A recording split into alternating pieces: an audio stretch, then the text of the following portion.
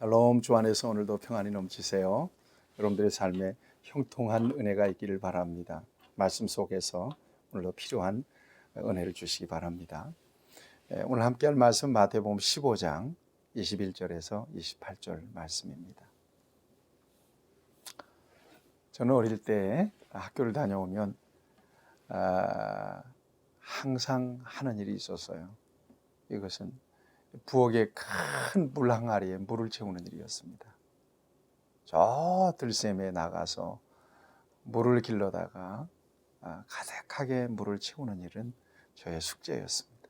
이 일이 얼마나 부담이 되었던지 몰라요.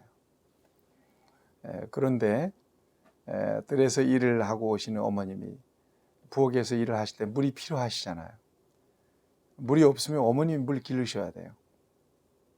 그런데 물이 가득하게 채워져 있으면 어머님이 그렇게 만족하실 수가 없어. 그래서 어머니 좋아하시는 모습을 보고 싶어서 그렇게 열심히 물을 길러 날렸던 기억이 있습니다. 그런데 굉장히 힘든 일이었어요. 애들은 다 놀고 있는데 저는 물을 길러야 해요. 그런데 드디어 우리 집에 작두샘이 놔지게 된 겁니다. 펌프샘이죠.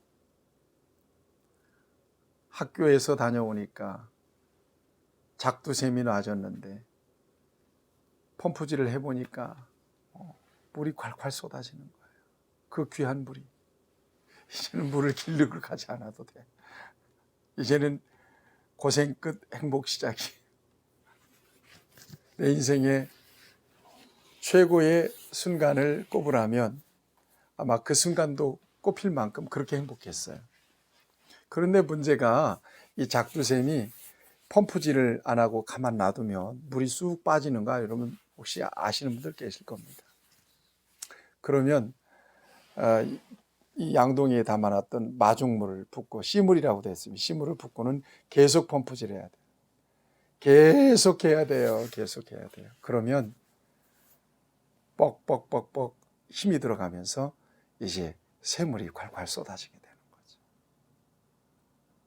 여러분, 우리의 믿음에도 이 같은 인내와 이 같은 부지런한 펌프질이 필요하다는 거 아시나요? 하나님은 우리의 모든 형편과 사정을 잘 아세요.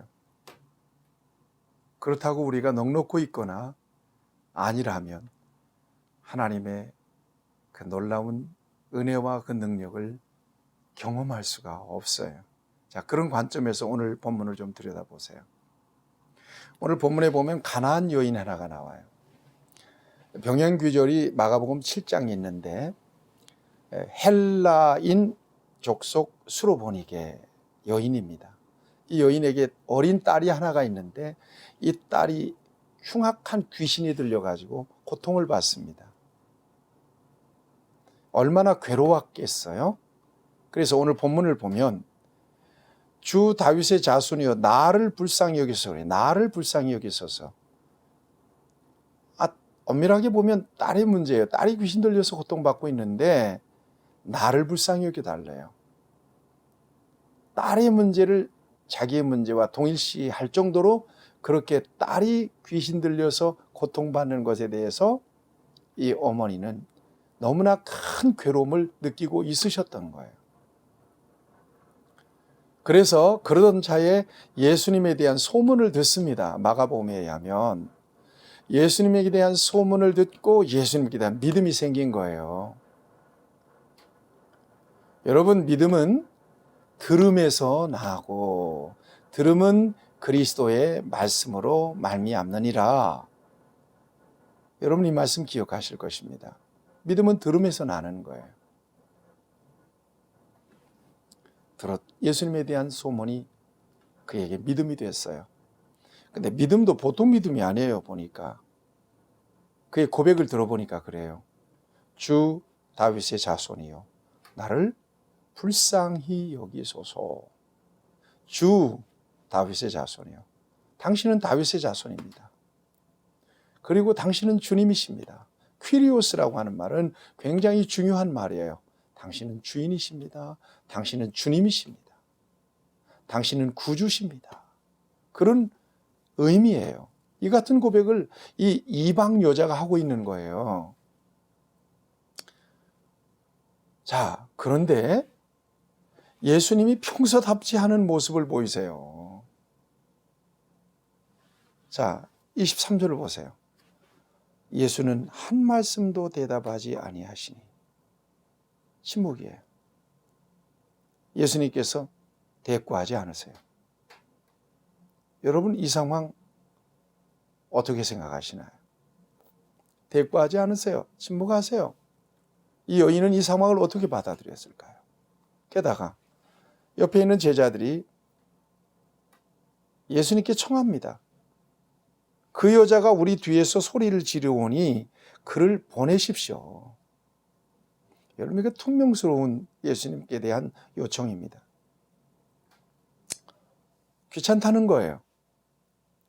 여러분, 사람에게서 이런 표정을 보고 이런 어떤 모습을 봤을 때 여러분 굉장히 자존심 상하는 거 아시죠? 대놓고 이게 무슨 얘기인가 하면 예수님, 저 여자 자꾸 저렇게 귀찮게 떠드는데 빨리 소원 이루셔서 문제 해결하셔서 보내버리세요. 이 얘기예요. 그러자 우리 예수님께서 또 이런 말씀하세요. 나는 이스라엘 집에 잃어버린 양 외에는 다른 데로 보내심을 받지 아니하였노라. 완전한 거절이에요. 주님이 안 하시겠다는 거예요. 거절하신 거예요. 완전하게. 그러자 그 여인이 더 적극적인 모습을 보입니다. 25절에 보니까. 여자가 와서 예수께 절하며 이르되 주여 저를 도우소서. 그러자 26절에 예수님께서 또 이렇게 말씀하세요. 이르시되 자녀의 떡을 취하여 개들에게 던짐이 마땅하지 아니하니라. 이젠 끝이에요. 더 이상 희망 없어요. 그 여인을 개에게 빗대어서 지금 완전하게 의지를 꺾어버리는 거예요. 자존심을 완전하게 무너뜨리는 거예요. 여러분, 그 이상 더 예수님께 강청할 수 있는 사람은 없어요. 저 같아도 빨리 읽어야죠. 그리고 빨리 행동했을 겁니다. 안 되는구나. 오더라도 다음에 한번 오든지. 그리고 아마 포기했을 겁니다. 그런데 여러분 27절 보세요. 여자가 이르되 주여 올소이다마는 개들도 제 주인의 상에서 떨어지는 부스러기를 먹나이다 하니. 인정합니다. 예, 그렇게 말씀하시면 저를 개라고 하셔도 좋겠습니다. 그렇지만 개들도 주인의 상에서 떨어지는 부스러기를 먹잖아요. 이게 무슨 얘기예요? 부스러기라도 좋습니다. 부스러기라도 좋습니다. 그 은혜를 내게 해주세요. 나는 그 부스러기 같은 은혜가 필요합니다. 나를 도와주세요. 이때 우리 예수님께서 28절을 보세요. 예수께서 대답하여 이르시되 여자여 내 믿음이 크도다 내 소원대로 되리라 하시니 그때로부터 그 딸이 나으니라. 아멘. 사랑하는 여러분, 결국 믿음으로 그 여인은 문제 해결받았어요. 그 믿음은 어떤 믿음이에요? 어느 정도의 믿음이었어요? 큰 믿음이었어요. 왜 그 여인에게 큰 믿음이라고 말씀하셨을까요? 주님은 그 여인의 그 행동, 그 믿음에 따르는 행동을 통해서 그 여인의 믿음을 채점하고 계셨던 거예요. 그러니까 큰 믿음인지 작은 믿음인지 채점이 되었던 거죠. 판단할 수 있었던 거죠. 물론 주님께서 그런 과정을 통하지 않고라도 그 믿음의 여부를 모르시는 분은 아니셨겠지만 여러분, 항상 우리 주님은 우리에게 믿음을 보이시기를 원하세요. 네 속에 진정으로 믿음이 있느냐? 그 믿음을 보여봐라. 그 믿음에 따르는 열매가 있느냐는 거예요. 믿음에 따르는 행함이 있느냐는 거예요. 건강한 믿음, 확실한 믿음, 올바른 믿음에는 반드시 그에 따르는 행함이 있습니다. 열매가 있습니다. 주님은 그것을 보기를 원하십니다. 확인하기를 원하십니다. 그리고 때때로 우리를 테스트하실 때가 있죠. 이것은 우리의 믿음을 채점하시는 순간이겠죠. 믿음이 없이는 하나님을 기쁘시게 못해요. 하나님을 움직일 수 있는 힘은 믿음밖에 없어요. 온전한 믿음으로 하나님 앞에 반응했을 때 그 믿음의 역사는 놀라워요. 여러분, 하나님께서 우리의 형편을 너무나 잘 아시고 우리의 믿음까지 이미 아시지만 때때로 진정으로 우리 안에 있는 믿음이 행함을 통하여 드러나기를 원하세요. 행함을 통해서 그 믿음이 증명되기를 원하세요. 그리고 하나님은 그 순간들을 채점하십니다. 여러분, 성경을 보면 이 불의한 재판관의 비유의 말씀을 여러분들이 잘 아실 겁니다. 가난한 과부, 존재감이 전혀 없는 과부가 억울한 사정을 만나서 사람 무시하는 이 불의한 재판관에게 가서 자꾸 억울한 문제 해결해 달라고 그러는데 끄떡도 안 하는 거예요. 그래도 계속 가서 요구하는 거죠. 그러자 드디어 이 불의한 재판관이 그 과부의 억울한 사정을 해결해 줍니다. 이 얘기를 하시면서 우리 예수님께서 뭐라고 말씀하세요? 하물며 하나님께서 그 밤낮 부르짖는 택하신 자들의 원한을 풀어주지 아니하시겠느냐? 그들에게 오래 참으시겠느냐? 이게 우리 주님이세요. 신앙생활 하면서 불만이 많을 때가 있을 겁니다. 도대체 하나님이 뭐 하시는 거야? 하나님 왜 그렇게 침묵하시는 거야? 왜 그렇게 하나님이 거절하시는 거야 도대체? 그런데 여러분, 하나님께 문제가 있는 게 아니에요. 우리의 믿음에 문제가 있는 거예요. 나는 열심히 내 기준으로 잘 믿는다고 했지만 우리 주님께서 우리의 믿음을 채점하실 때는 함량 미달인 믿음인 경우가 많다는 얘기예요. 기도하라, 응답하리라 믿으시나요?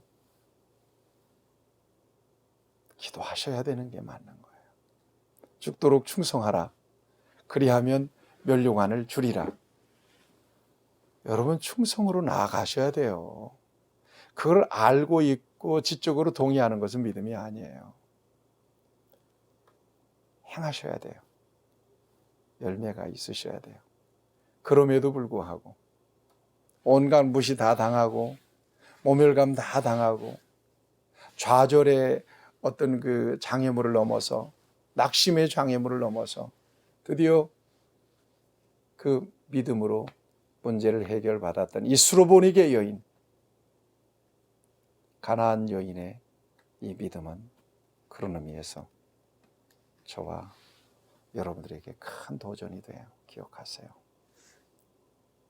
예수님께서 하신 말씀 중에 내가 말세에 마지막 때에 믿는 자를 보겠느냐라고 말씀하세요. 예수님께 대한 정확한 믿음, 진정한 믿음, 요동하지 않는 믿음이에요. 화끈한 믿음도 좋지만 인내의 믿음이 더 중요해요. 겸손한 믿음, 그럼에도 불구하고의 믿음. 이 믿음은 여러분들의 삶에 놀라운 기적의 열매로 나타나게 될 겁니다.